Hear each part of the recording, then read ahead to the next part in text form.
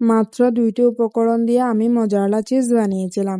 প্রথমে ১ লিটার দুধগুলোকে জাল দিবেন। জাল দেওয়ার পরে আঙ্গুল যদি ৭ সেকেন্ড রাখতে পারেন তাহলে দুধ পারফেক্ট। তারপর ভিনেগার দিবেন। ভিনেগার দেওয়ার পরে নেড়েচেড়ে কতক্ষণ ঢাকনি দিয়ে ঢেকে রাখবেন। ঢেকে রাখার পরে দেখবেন যে চিজটা উঠে আসতেছে।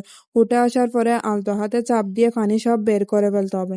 বের করার পরে ওই পানিগুলো আরেকটু জাল দিয়ে তারপর লবণ দিবেন। লবণ দেওয়ার পরে চিজটা ৫ থেকে ৬ বার এখানে ডোবাবেন।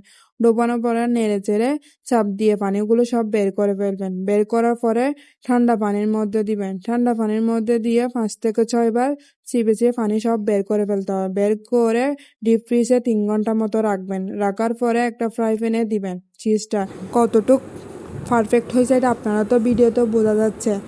আর এগুলা সব টিপস যদি আপনারা ফলো করেন স্টেপ বাই স্টেপ, তাহলে হোমমেড মজারেলা চিজ বাসায় বানাতে পারবেন।